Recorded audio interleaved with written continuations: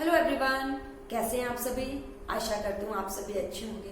दोस्तों, आपने एक शब्द बहुत प्रारंभ से सुना होगा कि practice makes a man perfect. Hindi में कहा जाता है, करत करत अभ्यास ते जड़मते होते सुजान, रसरी यावत जाते ते और सिल पर पड़त निशान। तो ये दोनों जो चीजें हैं वो समान ही तो हैं। हम किसी चीज को जानते हैं और अगर हम उस चीज के लिए उस चीज का, उस कला का अभ्यास नहीं करते हैं तो कहीं ना कहीं हम बाकी लोगों से पीछे हो जाते हैं। ये चीजें हमारे जीवन में अभ्यास के द्वारा ही लाई जाती हैं। वो अभ्यास चाहे आप अगर कला प्रेमी हैं तो नृत्य का हो, संगीत का हो, अगर आप विद्यार्थी हैं तो आपके उन चैप्टर्स को निरंतर आप अभ्यास करते रहते हैं, और अगर आप किसी ऐसी फील्ड में जिस फील्ड के अंदर प्रैक्टिस रिक्वायर्ड है, वैसे अकॉर्डिंग टू मी कि प्रैक्टिस हर एक फील्ड में रिक्वायर्ड होती है, क्योंकि no one is perfect in this world. And आपको परफेक्ट बनने के लिए, उस परफेक्शन के लिए जो रिक्वायरमेंट होती है वो रिक्वायरमेंट आपको प्रैक्टिस प्रोवाइड कराती है। और जब आप अपने उस प्रैक्टिस पे ही सिचुएट नहीं हो पाते हैं, आप उस प्रैक्टिस के साथ ही मूव नहीं कर पाते हैं, तो आई डोंट थिंक कि आप बेटर होते हैं। देखिए, हम हमेशा क्या करते हैं, जो मैं वर्तमान समय में देख रही हूं, हम जितना जानते हैं ना, हम उसको अपने लिए इनफ मान लेते हैं। हम उससे आगे सीखना नहीं चाहते। लेकिन जब हमसे नीचे वाला उस चीज को जानकर और हमको बताने का प्रयास करता है ना, तो हमारे मन में एक ईर्ष्या की भावना जन्म लेने लग जाती है।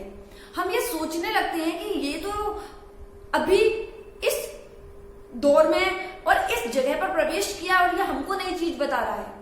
तो प्रारंभ से ही एक बात भी तो कही गई है कि नेक्स्ट जनरेशन पुरानी जनरेशन से एक स्टेप अहेड ही होती है, लेकिन हम फिर भी इस चीज को स्वीकार करने में एक कोताही करते हैं। हम स्वीकार ही नहीं कर पाते हैं।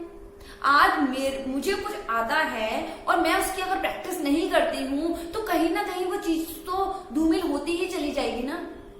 आपके घर में काफी दिनों से एक सामान एक ही जगह पे पड़ा होता है तो उस पर धूल जमने लग जाती है, और जब आप उसे साफ कर लेते हैं उसके पश्चात भी वो कहीं ना कहीं अपने निशान छोड़ के जाती है। और वही सामान अगर आप डेली निकालते हैं और रखते हैं तो उस सामान पर धूल जमने का कोई कारण ही नहीं होता, कोई औचित्य ही नहीं होता।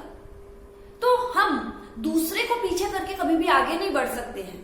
हमको हमारे अंदर निरंतरता लानी होती है, हमें हमारे अंदर अभ्यास लाना होता है। और इस बात को मैं दावे से कह सकती हूँ, अगर आप में सीखने की जिज्ञासा है तो आप किसी भी समय को कभी भी कैसे भी मात कर सकते हैं। आप किसी भी चीज में ये नहीं कह सकते कि मुझे नहीं आती, क्योंकि आपने उसे सीखने का प्रयास ही नहीं किया था, तो वो आपको आएगी कहां से। अगर आप प्रयास करते हैं तो इस दुनिया के अंदर कुछ भी ऐसा नहीं है जो आपको ना आए।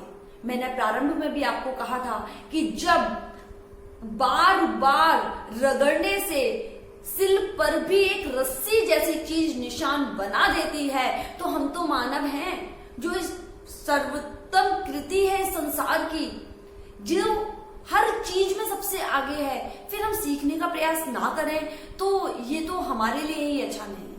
तो मेरी आपसे एक विनम्र आग्रह है कि आप सभी लोग किसी भी उम्र वय के हों, सीखना कभी मत छोड़िए।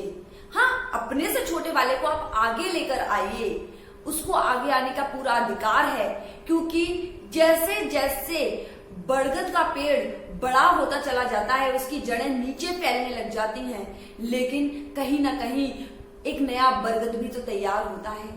पुराना बरगद उतना ही इंपॉर्टेंट होता है।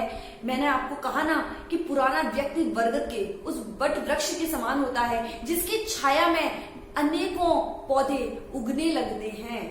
तो आप तो वट वृक्ष बनिए और नए पौधों को उगने का मौका दीजिए, लेकिन वो वट वृक्ष भी अपनी शाखाएं निरंतर अपने अस्तित्व के लिए जमाने लग जाता है। उसी प्रकार से आपको भी अपने अभ्यास से वो शाखाएं जमानी हैं। अपने आपको इस जनरेशन के साथ, इस नई टेक्नोलॉजी के साथ में जुड़ना पड़ेगा।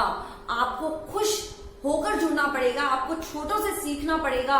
और अगर आप ये चीज अपने जीवन में ले आएंगे तो मैं नहीं मानती कि आपके आदर में, आपके सम्मान में कभी कभी कोई कमी आएगी, क्योंकि हमें सीखना ही प्रायोरिटी पर है। हमारा अस्तित्व ही सीखने से है, सीखने से ही हम जन्म के साथ से सीखते हैं, और जिस दिन हम अंततोगत्वा उस प्रभु, उस पर ब्रह्म में लीन होते हैं, उस समय तक भी हम सीखते हैं।